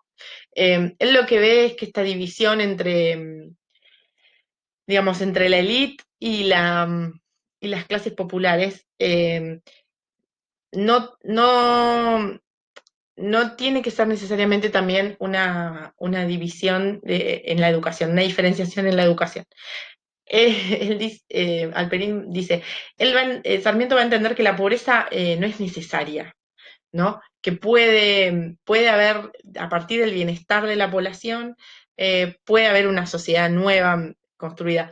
Él lo que ve ahí es que vamos a decir, esta nueva sociedad va, va a traer no solamente de la mano de la mejora económica, sino de la mano de la mejora, de las aspiraciones de la población. Es decir, las masas populares tienen que ver que es posible mejorar, tienen que ver que es posible vivir mejor, que es posible su progreso, pero no solamente lo tienen que tienen que pensar que pueden vivir mejor, sino tienen que ver que es posible que eso suceda, ¿no? Que no sea algo tan alejado. Por eso esta cuestión de la lectoescritura es fundamental, ¿no? Como el acceso a los bienes culturales. Y bueno, nada, él va a plantear un modelo de educación popular. Yo no me voy a meter con ello porque esto ya lo van a trabajar más en el apartado C cuando trabaje en el debate Sarmiento-Alberdi, pero sí me parecía interesante esta construcción de una masa letrada sea también una herramienta de conservación del orden social, ¿no? Porque si yo creo que puedo mejorar, ¿para qué voy a romper eso? Si eventualmente voy a poder mejorar por determinados medios, ¿no? Por eso esto de que no solamente tienen que verlo, sino tienen que saber que es posible, o sea, tiene que haber un ejemplo de superación y de esfuerzo. Yo la clase pasada les había mencionado la obra de Max Weber, La ética protestante y el espíritu del capitalismo, ¿no? Bueno, esta idea de esfuerzo y de superación y de mejora que viene de la mano de la ética protestante y que también está dentro de los principios del capitalismo, ¿no? De esta idea también si se quiere, de meritocracia, ¿no? Que es una palabra que hoy por hoy nosotros tenemos tan a la vista. Pero esta meritocracia con una base de igualdad dada por el Estado. Y de la mano de estos debates, estos son debates que se dan en el plano de las ideas, y algunas de esas ideas se plasman, porque después vamos a ver cómo se plasman los debates de Alberti y Sarmiento en Argentina, digo, a lo largo del módulo 2, van a estar acompañados de cuestiones no de las ideas, sino del plano de los hechos.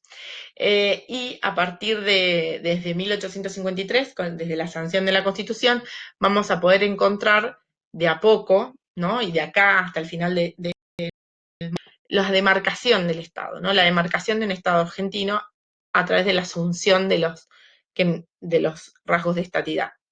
Por un lado, la capacidad de externalizar el poder, dice Oslac. Bueno, ¿qué es externalizar el poder? Es que otros estados te reconozcan como Estado, ¿no? Como una unidad ciudadana, que te reconozcan y que reconozcan a tus instituciones, a quien está al mando del gobierno y que dialoguen con vos como un Estado soberano, ¿no? Entonces, fundamentalmente.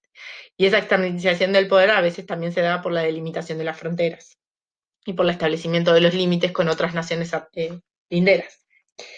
Por otro lado, la posibilidad de institucionalizar la autoridad y asumir el monopolio de la coerción legítima. ¿Esto qué quiere decir? En el caso argentino implicó la subsumir a un Estado, perdón, a los ejércitos provinciales a un ejército nacional y la eliminación de los ejércitos provinciales. Después van a venir las policías, que tienen otras funciones, pero la función de protección, de defensa, de coerción que tiene el ejército va a quedar subsumida a un único ejército nacional, eh, por fuera de los ejércitos provinciales que se habían disputado el poder hasta el momento de hoy. Yo veía el otro día, como para que tengan una idea, ¿no? Esta idea del monopolio de la coerción legítima y de la violencia legítima. Veía por los cuestionamientos que tiene la gobernadora de Michigan, creo que es, si no me equivoco, en Estados Unidos a la cuarentena de parte de estos muchachos que son del Club de Rifle, de estas asociaciones a favor de que los civiles estén armados y que tienen esas armas y que le tomaron la gobernación con un montón de armas muy importantes, que yo no sé los nombres ni nada, pero pensaba, bueno, ¿cómo puede ser? Casi que un golpe de Estado lo pueden hacer los ciudadanos con esas armas que tienen.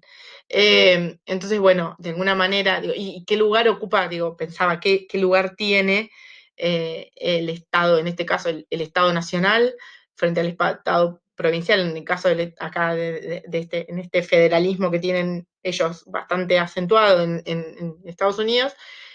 Bueno, me surgía esa pregunta y la relacionaba con esta en el sentido de que, bueno, de que tiene que haber un monopolio de esa coerción legítima.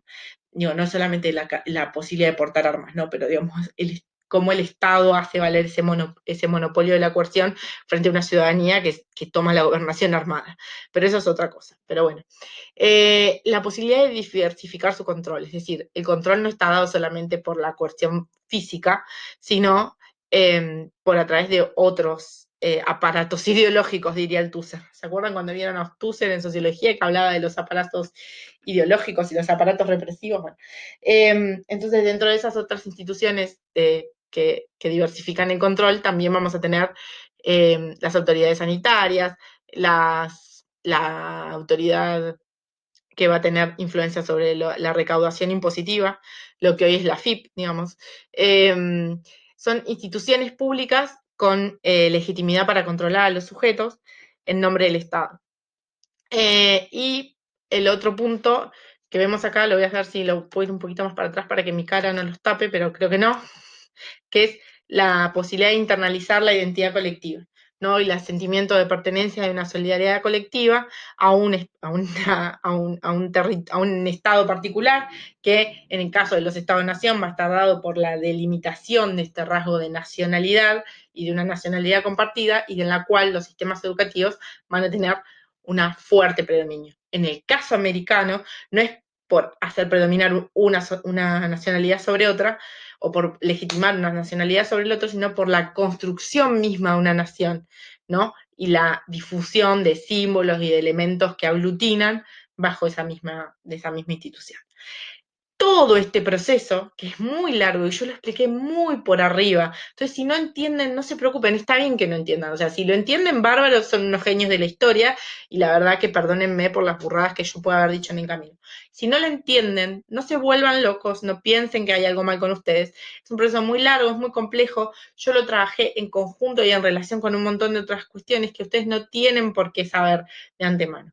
Vayan a los textos y en todo caso, vuelvan a ver este video, o por lo menos la parte del video que a ustedes les interese. Yo igual les voy a dejar el link de la presentación también. Si no quieren ver el video, pueden ir a ver la presentación directamente.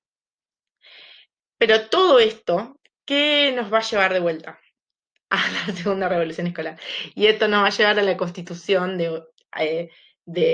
digamos, en el caso nuestro argentino, a una consolidación de esta segunda revolución escolar que se va a dar, sí, mayormente y con más fuerza, o mejor dicho, o que se va a consolidar para nosotros en Historia 2 o en el siglo XX, mejor dicho.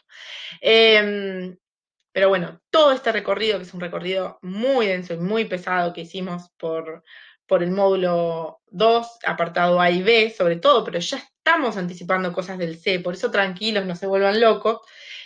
Todo esto nos va a traer como como resultado, digamos, la constitución de sistemas educativos nacionales al servicio de esos estados nacionales, que como vemos son creaciones, fabricaciones, ¿no?